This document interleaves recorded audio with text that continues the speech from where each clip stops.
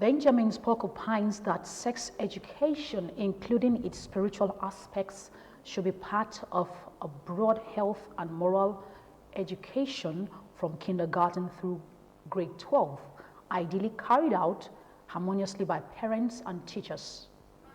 Every young person will or may have life-changing decisions to make about their sexual and reproductive health. Yet research shows that the majority of adolescents lack the knowledge required to make those decisions responsibly, leaving them vulnerable to coercion, sexually transmitted infections, and unintended pregnancy. In time past and even currently, people find it a taboo to have this conversation with their words openly. Sex education. Now, diamonds are scarce. Sex education, sexual and reproductive health information shouldn't be. And that is why we're having this conversation today. Our guest is Mr. Olakunle Sani. Lara, please can you just give us this profile? Oh God, such an intimidating profile here. Olakunle Sani, also known as the friend of the child, is a child protection expert with over 12 years experience. As a graduate of sociology from the Olabisi Onabanjo University, Olakunle has undergone specialized training in child rights, child protection, positive discipline, case management, human trafficking, sexual and gender-based violence, among others. As of today, Olakunle is a child protection consultant to several public and private child-focused organizations within and outside Nigeria. In 2009, Olakunle founded Childhood Advancement Response and Empowerment Initiative, a non-governmental organization working to advance and protect the rights of indigent, undeserved, and abused children. And also, in recognition of his works in child protection, Olakunle received the Best Child Protector Award from Association of Primary School Head Teachers of Nigeria and Winning Women International Foundation in 2017 and 2021, respectively. Olakunle's dream is a society where children are truly respected as human beings and, more importantly, have a childhood experience free of abuse, violence, and exploitation. All right, Mr. Kunle, thank you for coming. Thank you for having me here. Okay, you're most welcome. Okay, let me just read something from Excerpts of the Child Rights Law of Ogun State 2003. Yeah. Part 1, the preliminary says, number 1, subsection 1, in every action concerning a child, whether undertaken by an individual, public or private body, institution of service, court of law, administrative or legislative authority, the interests of the child shall be the consideration. Yeah. Okay, now, for the purpose of this discussion, we are looking at sex education and the child comes to play. Yeah. So as a child protection expert professional, can you please just give us your professional perspective on sex education? Okay, thank you. Having the child in mind. Yes, obviously. I like the fact that you read out the first part, the part 1 of the Child Rights Acts, because why I love that is because the primary consideration should be the child. Yes. And so it shouldn't matter how the parent feels about the issue. It shouldn't matter how the society feels. Because the major hindrance you're looking at when you're talking about sexuality education or sex education is because the society feels, some people feel, don't talk about it. But when the primary consideration is the child, is how the child is going to overcome some of the challenges that he or she may have to face in the society, then we understand that there is need for us to educate children about their sexuality. They need to know about the part of their bodies, they need to know what this is meant for, how this functions, what are the things that they are meant to be used for, at what certain age that, if that's simple body anatomy. Yes. That's biology. At a certain age, this is what you start experiencing as a female, this is what you start experiencing as a male. So they need to know about these things. So because maybe until we begin to understand that part, because we just feel, children will get to know about these things, and it does not happen that way. Unfortunately, children get to learn about those things, about their body parts in the wrong way. They don't get to know, no one actually, not many people actually take the time to also, particularly parents and school authorities in this case too. They don't take the time to really educate children about their body parts, because because that's what I do. I don't really like using the word sex education, but I prefer to call it sexuality education, so that we're talking about your body. Okay. For the purpose of this discussion, can we just change it to sexuality education? All right. Okay. I think it's appropriate, but I don't think there's anything wrong with the word sex. I don't think there's anything wrong with it. Yeah, just because if you can learn mathematics and there's nothing that comes to your mind. I learned mathematics, but I'm not studying mathematics. I'm not doing mathematics right now. I'm doing English. I'm doing broadcasting, you see. So there should be anything wrong with teaching the word sex. It should be like every other thing. So for the purpose of discussion and for broadcasting rules and codes, so we call it sexuality education. Okay, now, why do people find it? Because when I was growing up, I was never taught this is what you experience, this is what you experience. I saw my period when I was 13. And I was wondering what was wrong with me. I was really scared because I used to play ball a lot. My brother would beat, my mom would caution, you know. So I thought maybe I'd injured because I was playing football when it happened. I was like, my mom is going to put hot knife and palm oil and burn it. When you step on a nail, so that's what they do in those days. So I was afraid to talk to my mom about it. My body was soaked. I laid in bed beside her. She was like, what's wrong with you? I said, nothing. What's wrong with you? I said, nothing. Until I stood up and she said, don't let a boy touch you. If they touch you, you'll get pregnant. If they do, so why do parents find it very difficult? In my time, I don't know if they still do it now, but I live in a boys' hostel, so I talk to my boys about it all the time. I talk to me about a lot of things. Let me know your girlfriend. Have you done this? I used to talk to them. So I don't know. During my time, it was never taught. Nobody told me anything. I found out a lot of things myself. I found out becoming a woman myself. You understand what I'm saying? Nobody teaches you anything. So why do people, I think it still happens till now, because with a lot of moral decadence we are having, you see that these little children are not aware of it. So they are made aware from the wrong place. Why do elites, why do they find it difficult to have this conversation of sexuality education with their children? What is the taboo in it?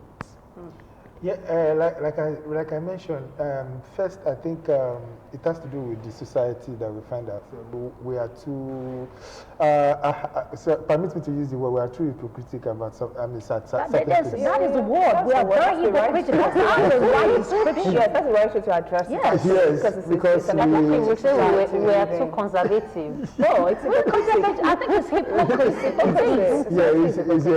Yeah, that is just it, because we know that this is the way to go. We know, but we just don't want to own it.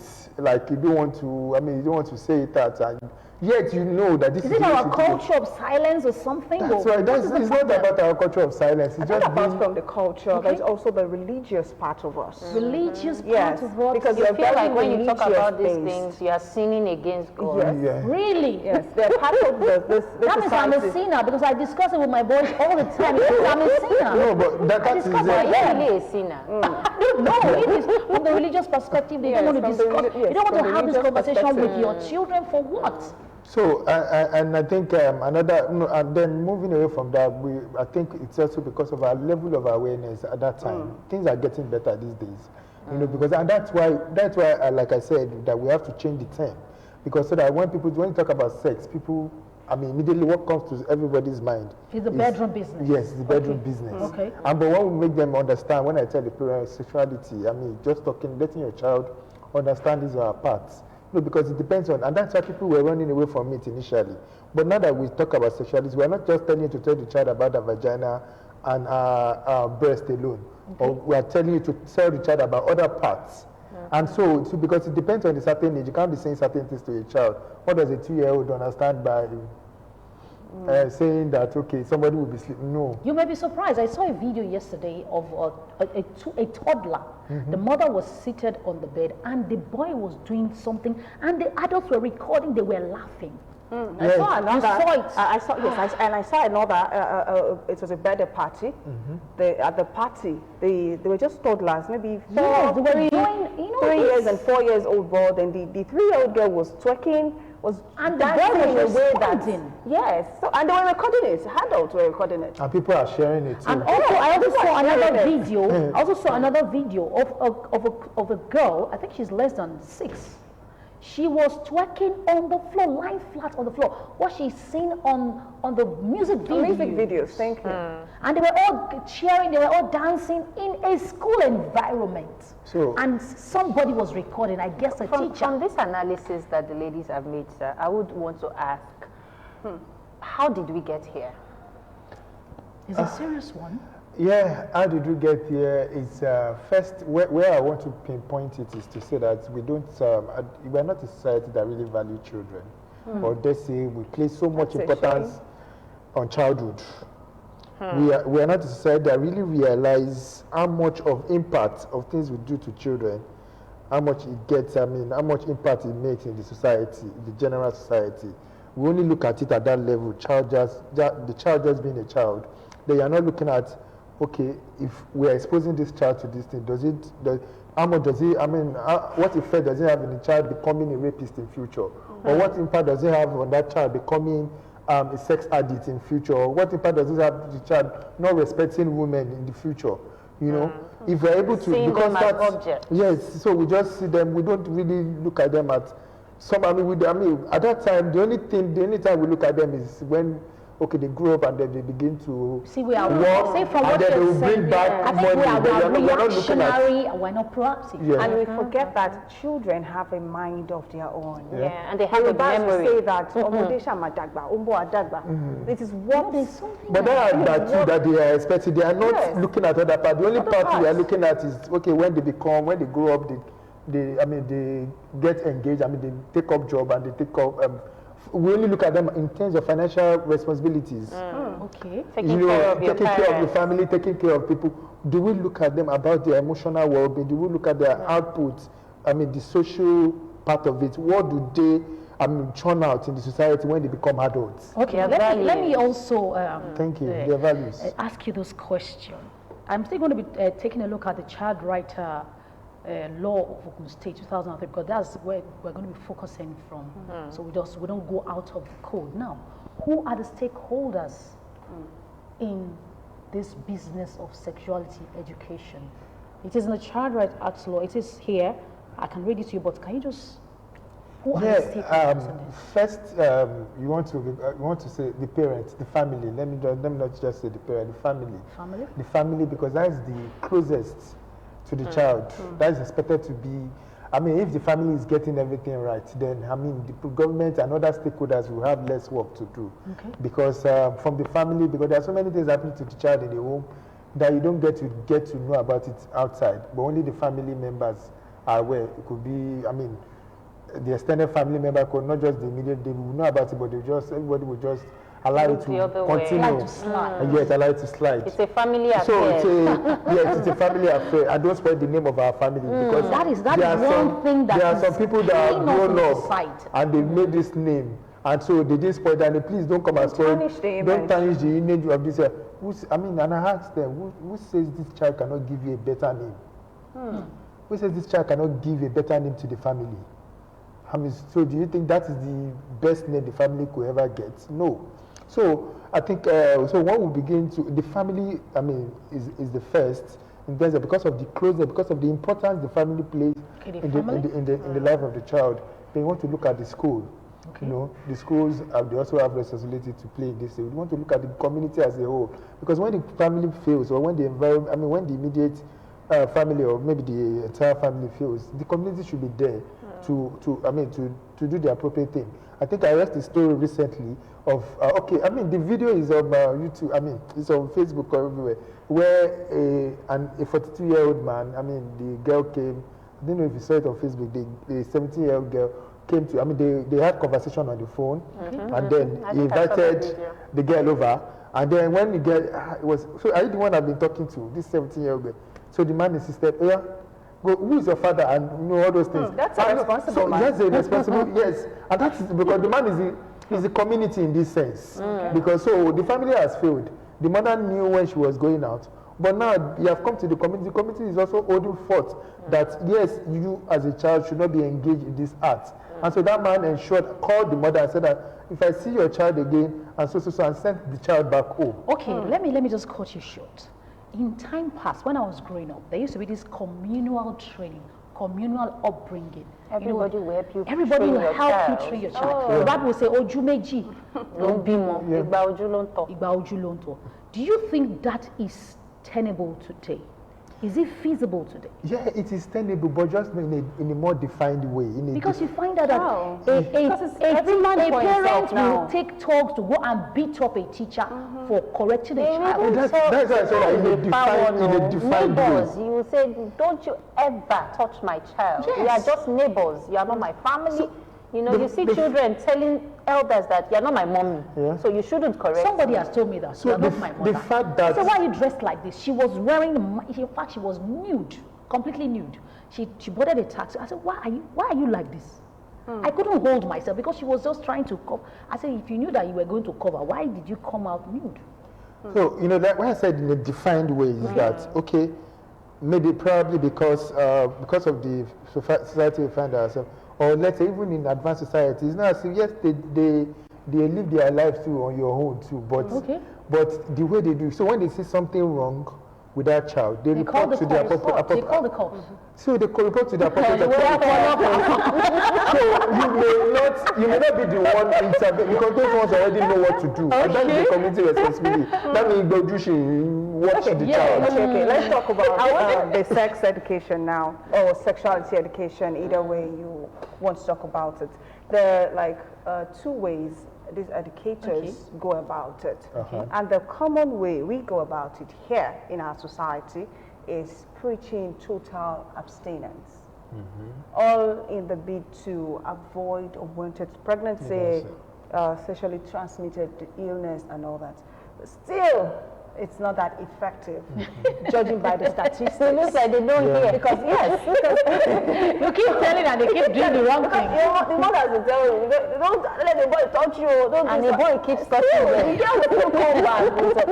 That is the way one. The second way, it's not like they do not understand that teaching the nitty-gritty of sex education is going to yield positive results, but they fear that children are very anxious and inquisitive. They might tend to practice it. They might tend to want to practice, do the practicals. So that is why they try to avoid teaching the nitty-gritty. So they just, do the peripherals, the surface talking, and also.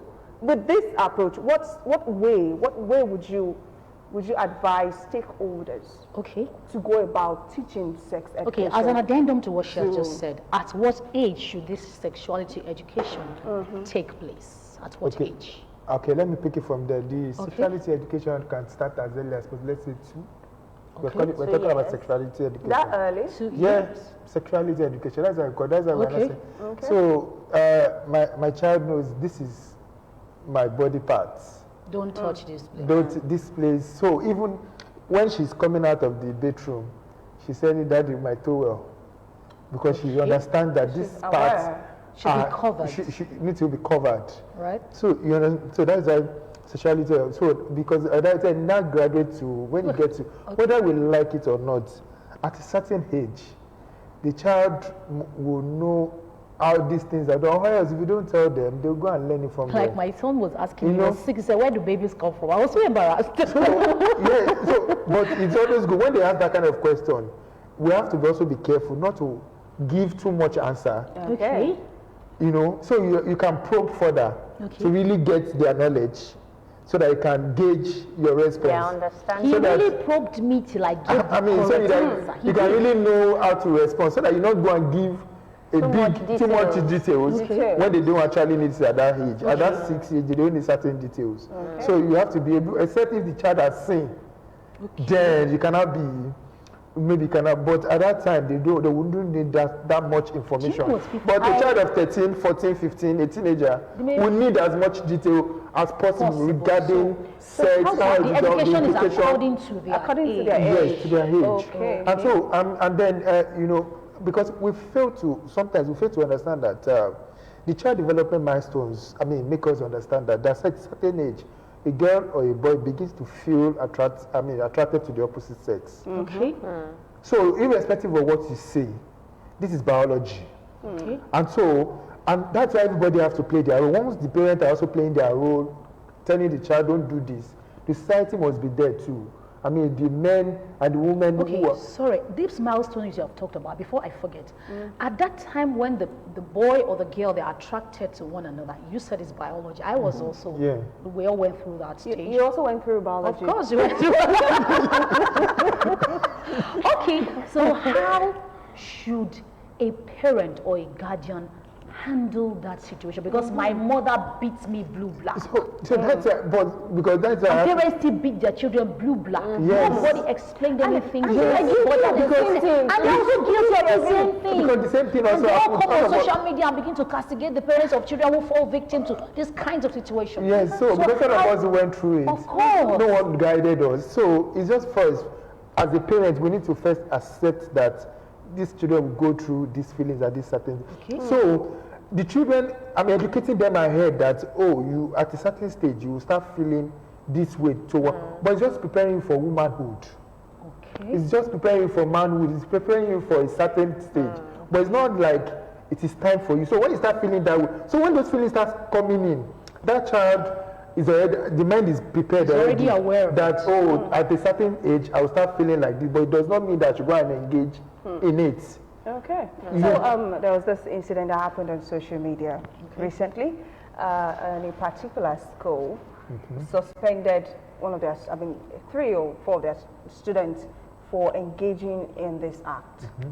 And then the mother came online. In pornography, let's just call it what Yes, it is. exactly. Okay? And then the mother came on. I'm sure the mother, maybe or maybe not, she didn't see the video before coming online to seek social media in-laws. Sympathy. I call them social media in-laws, social media parents, social media aunties and uncles. Started, dishing out and lashing out on the school without knowing the story. And then the video went viral, and then boom, we all saw what happened. Irrespective of the age of this particular girl. Because some people are saying she's 10, some are saying she's 13, she's 14. It does not matter. It does not matter. It still boils down to the fact that she's still a teenager. Yeah. So I want us to, move away a bit from why she did that, how the parents failed, and let's talk about the girl. How can she be rehabilitated? Because I didn't see the video, but the comment, and I don't even want to see it. You shouldn't. I don't want to. The comments that people gave, reading comments, and then what people said about that video, it makes me feel pained for the child, for that girl. So how can the girl be helped? And other children that are in that line, because I'm sure some parents are facing the same thing with their children, their teenagers. How can they be helped? So, like we said already, these children are going through some of the things that they are not responsible for, and so the parents have to first own up that in a way they are failed. In a way, not maybe totally, because the parent may have done something. Why I said they are failed in a way is because, irrespective of what the child may have gone through, yes, the child, there's sometimes that we miss our steps. But once the child has confidence in you, the child will come and open up and say, "I have missed my steps." But if the child does not have that confidence to come and face you, to tell you that, "Daddy, Mommy, I've missed my steps," and then that means it's a parental failure already. Because that child should be able, yes, even though, because if you have trained up that child to the level that, even though if you fail, yes, I'm ready to accept it. Just like, we preach about Jesus Christ, and yes, he's ready to accept, or God is ready to accept us anytime. So once we know that, so when we sin, we'll go back to God and say, "I have sinned." So as a parent, you'll be able to open up and say, yes, each time, even if you have committed something, let me know. Because by that time, it will not get to that level as described on the internet with that girl. So now, with this now, the way it is, it has to be professional that will be able to help this girl. In terms of therapy. Serious therapy. It's not just a 1-month therapy. Because this is a child that may have been practicing this for about 5 years. And you know what it's about, building, having a structure. It is easy to, easy to build, but it is always easy to collapse, but to rebuild again. And then we should, because for this child, even no matter the level of rehabilitation, that's what, in this job I've found out that no matter the level of rehabilitation that we do for that child or for that person, we cannot be able to return that person to that initial state. The naive state? I mean, to the state where that person was before he engaged, I mean, before the person was abused. The mind is still there. These thoughts will still come. These feelings will still come once in a while for this child. So, I mean, so the parents, I mean, so people who have these children around them must be prepared to understand this. And so they must be consistent with their approach. Okay. It's not like you do it and just forget, oh, my child has changed for 2 months. Sorry, my child has changed for 2 months. Okay. Now go back to bed and sleep. No. Because this is feelings. Let's get the viewers to be involved in this conversation. Ladies and gentlemen, we're discussing sexuality education. He has corrected us that we should call it sexuality education, and the role of stakeholders. Of course, you are a part of the stakeholder in this education that we have to do in our society, because what goes around always come around. If you say that my child is a saint in quote, and the other child is none of your business, one day they will come across each other, and one of the other person will infect the other person, either positively or negatively. So the phone line is on your screen. Please do well to be a part of this conversation. Now, I want to talk about. I have a question. Sorry, Tomisi, before you ask that question, just in line with what you're saying now, talking about the society, we are too hypocritical, especially in Africa. And I make bold to say that the people who castigated that girl, we have Gerard. Gerard from Lagos. Hello, Gerard. Good morning.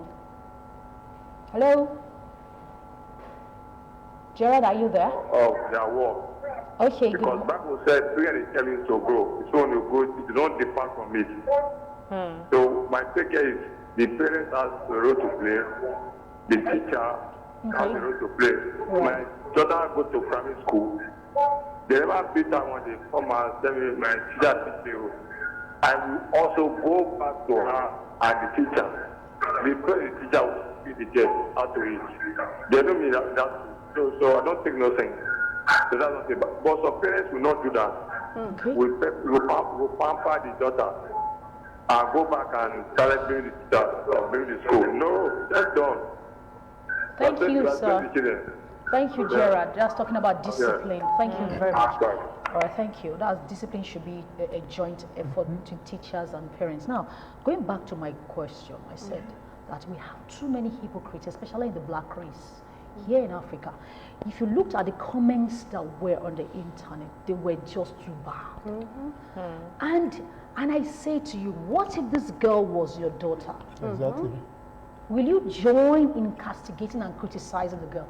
A lot of us did worse things than this girl did. It's just that there was no social media at the time to record our evils. So people are just too... They were like camera phones. They were working like that. People castigated this girl. So now, how can we get the society to begin to change the psyche of naming and shaming children? Why should we do that? How can we begin to change the narrative, the stereotype of Omoburukuni, because it's not your child? Hello, Daniel from Lagos. Hello, Daniel. Good morning. Daniel is a child. You're supposed to be in school. School resumed today. Not all schools. Not all schools? Yeah. Okay. Hello, Daniel. Are you there? Hello? All right, Daniel is off. So, how can we begin to change the stereotypes, narrative of criticizing and castigating other people's children? Because he's a mad person, we can laugh about it. But if it's your family member, you won't laugh about it. Because the castigation and criticism is helping to demoralize the children in question. That is on social media, right? Even in the family. Even people stay away from that child. And meanwhile, you were worse than the Omoburuku that we saw on social media. Yes. I think it still boils down to what I said about value children. Okay. Or understanding that even condemning this child, I mean, this thing is done already. And so if we just condemn, because most time when we just condemn, all of us go to bed. We have talked our own, everybody will just go to bed. It's not as if anything is done to that child, to support that child, or to support the parent to help that child. They just condemn and go away, you know. And then forgetting that this child will come in contact with my own child one day. Yeah. And so we need to go back to that basis and say, do we really value children? And like you said, if it were to be my child, and that's the question I've always told people, there are laws, yes. Yes. The Child Rights Act frowns at it. It's not even just about sex alone. The Child Rights Act frowns at you displaying Posting it, yes, you said pictures, you sent me message. yes, and I had pictures, to bring down the video. names, or whatever, any kind of identification of a child that even committed an offense. Even a child that has gone to kill somebody, for example, that you don't post, you don't share the information publicly. Okay, there was a child that the video made the rounds during the week that went to steal a child. Yes. He said he had done it 3 times. Yes. I felt very, Imagine, very look at bad so that for kind of the child, yeah, that kind of I child felt so bad. is a child offender, but the Child Rights Act said we should not post, In some share that states information. in the US, when they are trying children cases, maybe when a child is an offender, the court is always closed. Yes, yes, we have it in Wow. our laws. Yeah. This is just, this is No, we just have, so no, terrible. actually, it's just those are the things. We have it in we have a family court system in our laws, and that family court system is supposed to be a closed section. So Okay, I until think we have a call. Hello. Hello. Hello, Victor from Anambra. Kedu Kodi Victor. Hello, Victor. Yes. Yes. We're listening. So Oh God, I can hear your voice in the background, Becky. it's about the issue of the girl. Yeah, the girl is from the Christian school video. Yeah. Victor, please do me a favor. Kindly put off your TV and let's have this conversation, please. Put it off or you turn down the volume completely. Have you done that? You have not done that. I think we may have to disconnect from talking with you, please. Okay. Okay, have you done? Victor, ladies and gentlemen, please, you want to be a part of a conversation in a television station. First and foremost, you must take to the rules of engagement. You turn down the volume on that TV set completely and you can have a free flow when we have to communicate, please. Thank you. Okay. Very quickly, let me talk about the second stakeholder. You talked about teachers, and it brings me to the fact that some of these parents, the way they respect, the way they fear their teacher is much more the way than the way they would do to their parents. And it means that the teachers also have a role to play. How do we begin to make sure that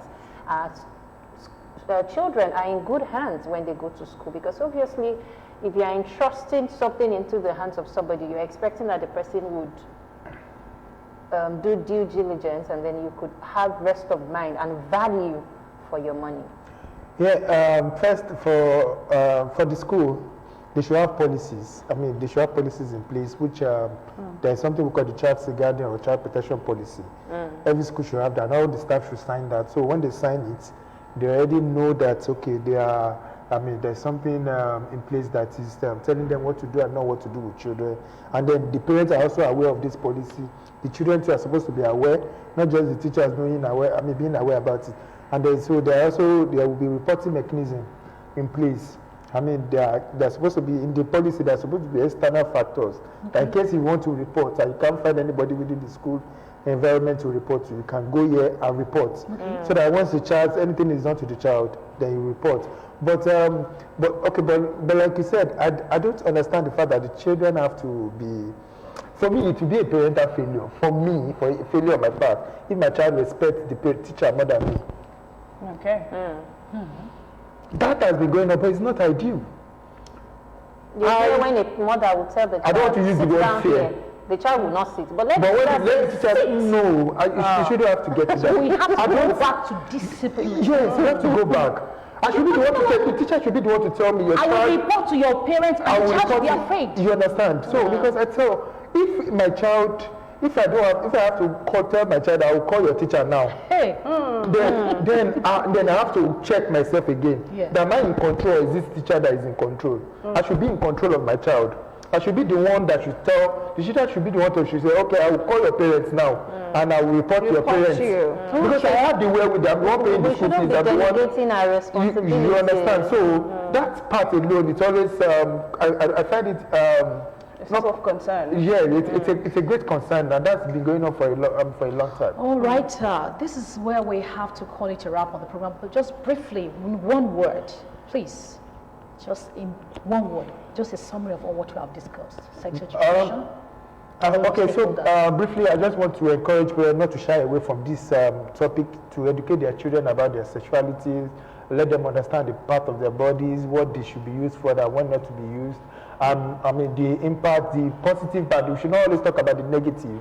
The positive part of this body parts, and then they are able to understand. And as they grow, we take the message to a higher level. So depending on the age, we should take it, but we should never shy away from discussing it. We should know, if we shy away from discussing it, then somebody else will help us to teach them. Okay, thank you. And it will come back and haunt us. Thank you very much.